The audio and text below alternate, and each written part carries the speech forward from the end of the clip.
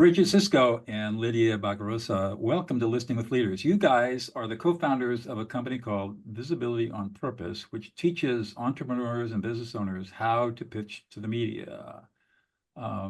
Sounds pretty interesting. Let's start with backstories. I know you guys have a lot of corporate experience before you got into what you're doing today. Bridget, let's start with you. Oh, well, thank you for having us on the show. Yeah, the corporate experience. Lydia definitely has more than me. I actually only had a 9-month stint in corporate. After I graduated from college, I worked at Yelp in New York City, cold calling phone sales job, which is really what it was. I was cold calling 100 plus business owners a day, which was very, very challenging for someone who loves to meet people and get to know them and not be hung up on. But we always know that in any experience, we learn a lot. So I learned a lot about sales. I learned a lot about building relationship, rapport, asking good questions. But that was my 9 month stint in corporate. And soon after that, I actually decided to travel Europe, become a yoga teacher, study Ayurveda, and go on my whole holistic healing journey, which has a before also story when I was young, dealing with health issues. But I thought that would be my thing. I was going to teach yoga, host workshops, help people, and I still do that today. I've been teaching yoga for the last 7 years. I actually teach at a nonprofit for veterans, and I work at an addiction recovery center. So I love those people. I will be that with them for many, many more years. But I've always had this business. Business Bridget came out, and I decided to start a publishing company, 2019, 2020. And that is when Lydia and I met. We met in a Facebook group. We both went to Rutgers University here in New Jersey. So we had a lot of crossover in life. And I saw what she was doing. She saw what I was doing. And I really wanted to help my clients get more exposure. I wanted to help them actually not just write their book and share their story, but also do bigger things in the world and get featured in the media. And that brings us, a couple of years in between, but that brings us to starting Visibility on Purpose together. And really our big mission was bring people together, teach them everything that we know, give them access to one of the most usually coveted, inaccessible industries, which is the world of the media. And here we are today. Excellent. Lydia, what about you? Very different. It's so funny how Bridget and I met because, like she mentioned, we both went to Rutgers. We have mutual friends. A lot of my friends did the same internship that she did in college. So it's just, it really, I think it was destiny for when we met. But my background is a little bit different. So I started my PR career in the music industry.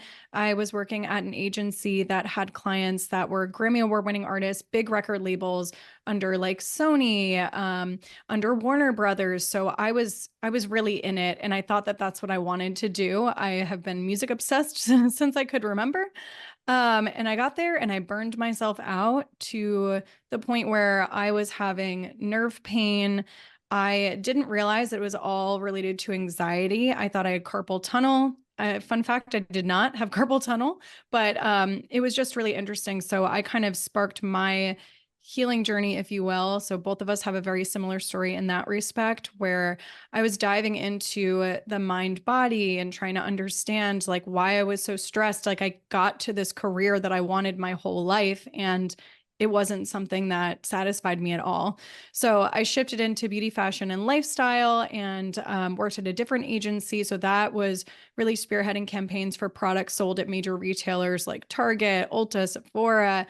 And it was there where we had a lot of clients. I feel like this was at the forefront of like sustainability and kind of looking at what was really in our products. And I was just so amazed at the founders, like how they came up with a sustainable, skincare, and how they came up with this and why this was their story. And at the end of 2020, I decided to start my own agency and support brands that I love that are making a huge difference in the world. So I started my own PR agency, and then Bridget and I kept crossing paths in a Facebook group and online in the online business world. And we ended up collaborating and starting Pitch Party. So that's our flagship course. I won't go into that, but really what we wanted to do was we were noticing that there's a huge gap between business owners that are doing things, their business is working, but maybe they don't have a huge budget to hire me or other publicists or even bigger agencies to get into the media. So it was like this huge like gatekeeping of them not being able to build a brand that they want because there's just no entry to get there. They don't know the hows or whatever. So that's why we are doing what we do to really bridge that gap so that they can have the same access as the Elon Musks of the world and Coca-Cola. Wow. So maybe you can give us your pitch. What is it? What is exactly that Visibility on Purpose does? Mhm. We always say that there are those business owners who would love to be in Forbes. They would love to be on TV. They would love to be well known for the work and the businesses that they spent years building, but they don't have the budget, they don't have a huge following, and they have no idea how to do it. So we teach them how to get featured. We teach them who to contact, how to research, how to really position themselves as experts. And we are there right alongside them. In our course, Pitch Party, we have a community. We're all about just educating, teaching, and bringing these business owners together. Wow. I know that I've spent way more money than I care to think about. PR people and saying you're going to promise. Frankly, I haven't had one person yet, one agency deliver what they promised. And it's probably cost me $100,000 over the years. It's really sad. It is really sad and it kind of taints the industry. And to be honest, I actually hated PR when I was in it, in like more of a corporate setting. I just didn't understand why there was so much gatekeeping or there was like lying to clients or promising them, the stars and not really taking the time to even get to know them. And it's funny when you're talking about, before we got on today, we were chit-chatting about your background, Doug, and I saw a lot of overlap between like the emotional connection and listening and like why we're so good at what we do. What I've noticed with a lot of agencies is they don't take the time to really position the brand and understand like what these people are doing. And so in our work, we really like help them go through a positioning process of like, what makes you different? Like, why are you so passionate about your brand? And let's put those emotional pieces into words. So when somebody receives a pitch and they read it, they're like really wowed. So it doesn't have to be this like massive brand. It's more just like really honing in on the story. So, yeah, we love doing what we're doing and really just creating more access and allowing this stuff to happen. Like our clients get these major features and some of them have worked with agencies or, go to an agency and say, oh yeah, we could promise you this, that, and this, but you have to spend, $10,000 a month with us. And it's just silly at the end of the day. Right, exactly. So you guys have been doing this for a while. What's get you both up in the morning, get you excited and motivated to go to work? That's a great question. I love working with Lydia, and I think it's really interesting being in partnership, having like we both own this company 50-50, and there are times when one of us thinks one thing and one of us thinks the other thing. So we've really gotten to number one, know each other really well, build the trust, find out like why we're doing what we're doing in the first place, and bring fun back to everything that we're doing. But also, we've had to have challenging conversations where we might not both agree on something. But I honestly feel like our communication skills with each other have made it even better. So we use Slack a lot. I love waking up in the morning and saying, "Hey, like, did you see this? Did you see what's happening last night? Or, what's going on in your life?" Because we both know each other, personally. Like, what are you doing? Did you take your daily walk? Just, yeah, I love working with Lydia. Oh, that's so sweet. I feel the same way. It's funny. We have really different work styles. Like sometimes I get a spurt of energy at night and I'll work until like 9 p.m. or 10 p.m. It depends. Like I try to have boundaries, but sometimes I get excited and I'm just like, whatever. And Bridget will wake up at like 4 or 5 in the morning and she'll get excited and start typing things into her Slack channel. So first thing in the morning when I wake up, sometimes I'm like, oh, what did Bridget say? Like in response to this or that. So it's funny because it's like what gets us up in the morning. I think, we're really passionate about what we do. And that is something that helps us get up in the morning, like knowing that we're helping business owners really like build a brand and make their dreams come true. But also at the end of the day, like work is work. And so having somebody on our team, a partner to go through everything with me, I agree. It's so fun. So I take it you guys are all remote. Yeah. And we don't live in the same state. I actually live in New Jersey still, and Lydia lives in Really? Florida. Yeah. Wow, so you're 1,000 miles apart. Yep. Yep. Technology is our friend here. Very good. See each other very often? Very often. We Yeah, always we are really talking to each try. other. Mhm. Great. Do you have any other employees or just the two of you? The two of us, we've had a lot of interns, college interns who have supported us. We've been able to teach them, a lot of business organization, social media marketing, copywriting. A lot of those types of skills are things that we need help with. So we've been able to share that with them, but it is just the two of us currently. Wow. Where do your clients come from? The Mostly internet. social media, internet, referrals. If we are in person, we do love to do a lot of speaking events. I love to speak. Lydia is also a very good speaker. And so we tend to meet people that way, and our clients come that way. Wow. Hmm. So what is it that's unique about each of you that you bring to the table that makes the business successful? So I actually was thinking about this when you when you mentioned like what makes you successful at what you do, and I was like, what makes me successful? What have people told me? Um, Something that I keep thinking about. I've been told that I'm very good at helping people position themselves. I'm very good at bringing more of that emotional aspect, like I mentioned, into media pitches. And I was reflecting on it one day, and I'm like, why can I do this so well? I think that my music industry background actually really helped me, where when you pitch a song, you have to like kind of extract the feeling of a song into a pitch to get them to go to the next step, which is listen to it and then want to cover it in Billboard or, Nylon or whatever magazine I'm pitching.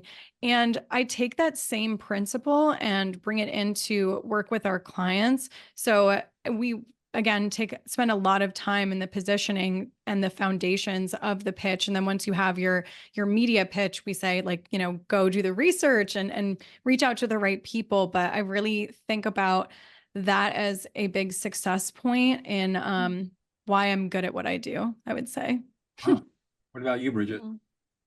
I agree with what Lydia is saying about herself. She's been like, Bridget, how do you think that writing a pitch for a song, how do you talk about a song? How do you give emotion and feeling and understanding to a song? Like, how do you personify a song? And I just thought her being able to do that is incredible. And I think back to myself as a kid, my parents told me that I always asked questions. I wanted to talk to the adults, and I wanted to know, what do they do for work? Why do they do it? What do they like doing growing up? So I've always been that person who likes to go the level deeper with someone. I struggle to talk about the weather because I want to know what drives you.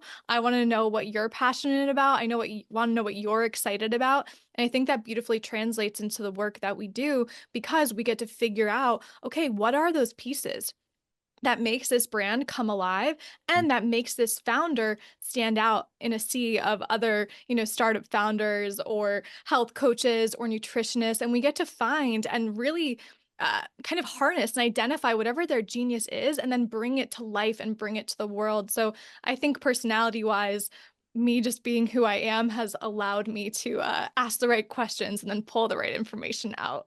So Lydia, what's unique about you is your ability to take something concrete and find the emotional drive behind it. Yeah, I think so. Use that to formulate a pitch. And Bridget, I would say that what's unique about you is your intense curiosity about people in the world. Spot on. You know us to a T. You got it, Doug. Yeah. Well, of course, that's what I do. So let's talk a little bit about listening. This show is called Listening with Leaders. You know that as a lawyer turned peacemaker, I teach a very unique set of listening skills that changes the world when people learn these skills. How do you guys learn I know you're good listeners. How do you become good listeners? How do you learn that? It's a skill that has to be learned, and it's not taught, right? We don't learn how to listen from our parents. We don't learn how to listen to school. We're ordered to listen as children. We're ordered by our parents to listen. We're ordered in school to listen to our teachers and professors, but we're never taught how to listen. How do you guys develop these skills? Bridget? I don't know if it's a book or a quote or a saying, but I remember reading this somewhere about the most interesting person in the room is usually the quietest and the one who asks the questions.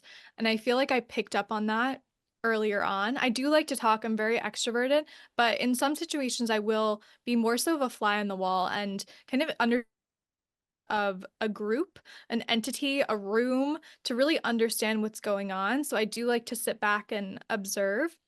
And I would say that that's one of the things that has taught me about listening. I also think in working with special populations, veterans, those in addiction, I used to work with those who had disabilities. I think there is this something that I developed to just be able to listen to someone.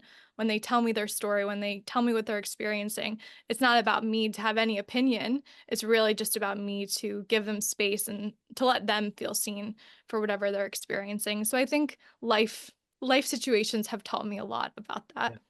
I think you've hit on something that a lot of people don't understand, and it's what I teach, and that is what I call listening other people into existence, where you listen to validate the speaker. You're not listening to gain information. You're not listening on your own agenda. You're listening to be totally present with the speaker in that moment and make sure they feel validated and heard from their frame of reference. And that's the kind of listening that most people don't know how to do. But it sounds to me like, especially working with the special populations you mentioned, that learning how to do that was an important skill. Yeah, necessary, needed. Absolutely. Lydia, what about you? I think I can struggle with listening, to be completely transparent. So I feel like I've learned this skill over time, and I have sat with this. And reflected on this. And I think at the end of the day, like, people just want to be heard. And so realizing that we're all kind of in the same boat of wanting to be heard. So giving them the same respect to listen. And I think a lot of people want to respond to others right away because they want to feel that connection and that relatability and have that connection. But sometimes the best thing we can do for connection, what I've learned, is just by listening and then responding from that. And I think actually my job has helped me a lot be a good listener. I can only write the best pitch if I'm able to listen to them and the words that they use. So interesting. Like, you can be a lawyer, and there could be another lawyer in the room, and the way that they talk about law, or the way that they talk about how they make decisions or what they do, even though there's a rule book for things, it's going to be very, very different, the way that the language that they use. So understanding that everyone is so unique and different, and listening is the best, I guess, justice we can give to another person. I'm really glad that you said that listening is a challenge for you, because it is a challenge for almost everybody. And I'm curious, what is it about listening that is challenging for you? My challenge personally would be that I love people so much that I want to be relatable and be like, oh, me too. Or, that's so funny. What you said reminded me of this story. And so I'll hear myself do it sometimes. And I'm like, all right, reel it in, Lydia, reel it in. Yeah, it's interesting that people, it's so interesting. I work with a sales organization, and I'm one of their coaches and trainers. And earlier this morning, we were talking about rapport building. And I was having the students in the class do these two kinds of listening. One listening was that kind of relatability. So, I'm talking to the guest, and she says, I'm a real dog lover. Oh, I'm a real dog lover too, like that. And then I have them watch a different way of being, which is, oh, I'm a real dog lover. Oh, you really love your dogs. Tell me what it feels like when you're seeing your dogs out there playing and they're full of joy and happy and they feel safe. Oh, it makes me feel so good. And I said, and it gives you a lot of joy and love. Yeah. And then I asked them, which one landed better? And they said, well, obviously the second one. Mm-hmm. And what I teach people is keep I out of your conversations. If you want to listen, I has no place in your conversation. It's always you. And that's a difficult one it's a skill that has to be learned. And so when we do that relatability thing that everybody does, oh yeah, me too. You think that you're relating to the other person, but really what you're doing is talking about yourself. And it doesn't resonate with the other person. So it's really an interesting thing. And that's a skill that takes a little practice to learn how to do it. And that's what I teach. What's interesting to me is I think the challenge for many people in listening is they're not interested. They don't know what to listen for. and they don't know how to make another person feel heard. And so that leaves them with just the role models that they've seen, their parents and teachers and colleagues and bosses and people like that, most of all, are who are terrible listeners. And we end up with chaos. What do you guys think? You know, it's funny, as you were saying the second one, I was like, oh, Bridget does this really, really well. Yeah. You're a good question asker. Or what you do is validate and then ask a question. So I could say, so Bridget, you're really excited about this project, and it's really getting you thrilled, and it's really pumping you up. Tell me, how's it make you feel when you get on a project like this and you have success? I'd probably say, like, thank you so much for noticing that and acknowledging it. I don't know. I'd probably acknowledge the comment first and then communicate back. I could Yeah. have a whole conversation with you like that, never talk about myself. In fact, one of the things that's so interesting is my wife and I are real masters at this, and she's somebody you guys need to meet. But we'll go to a party or go to a social function. We're not big social animals, but we live here in rural California, so you can imagine what that's like. And at the end, when we're going home, I say, how many people asked about you? Well, nobody. How about you? Oh, nobody asked me about me at all. All we did was listen. And people were so funny. So thrilled to be heard that it never occurred to them to think about asking us about who we are and what we do. It's interesting you say that. Yeah, I have a friend that's really good at listening, and sometimes I don't think she knows how to talk about herself in our friend group, and sometimes she'll tell me, like, you know, I feel like I wasn't able to share what's happening to me in our friend group. And I know she's like this, so I'll always just ask her. I make a point to ask her lots of questions of how she's feeling or what's going on. But it's interesting to see different dynamics, and they could be all amazing people, but they just don't have the skill set, exactly what you were saying, to be the listener on the other end and prompt questions. And so everybody feels heard and validated. Right. This is very interesting because I am reflecting on all of this, and Doug, to your point, I'll notice if no one asked a question back, right? Because if I meet someone, I'm happy to ask all the questions to get to know them, but I will understand if it's not reciprocated. And to Lydia's point, I do, and this happens with Lydia and I. Lydia's like, Bridget, you've done all these incredible things. Like, why don't you share about it more? I do notice I'm more comfortable in the one who listens and the one who questions because I want to get to know them. But then my challenge is usually on the other end, Right. feeling like, oh, I don't need to share. Like, it's fine. I'm good. Well, there's another aspect to this, and I'm interested in your reflection on this, especially as younger women, that when you are on the side of asking questions and moving the conversation, that provides you with a defense. It provides you with a shield. And it allows you to be in control. It's a feeling of control, right? 1000%. Absolutely. It's like I can guide the conversation, and weave it in. And people can't penetrate my defenses, and I'm only going to let myself open up to just a few very special people, and everybody else, that's as far as you're getting. You're not getting past third fence. This is fascinating, Doug. I got machine guns up there. Right? Fascinating. Yeah, absolutely. Spot on. Before we got on, I was telling you a little bit of my journey, and I talked about my Tai Chi experience of soft to be strong, vulnerable to be powerful, and two paradoxes of Tai Chi. And I learned that completely transformed my life from being a hardcore trial lawyer, secondary black belt, to being a peacemaker and being authentic and vulnerable, and which is a really healthy, great place to be.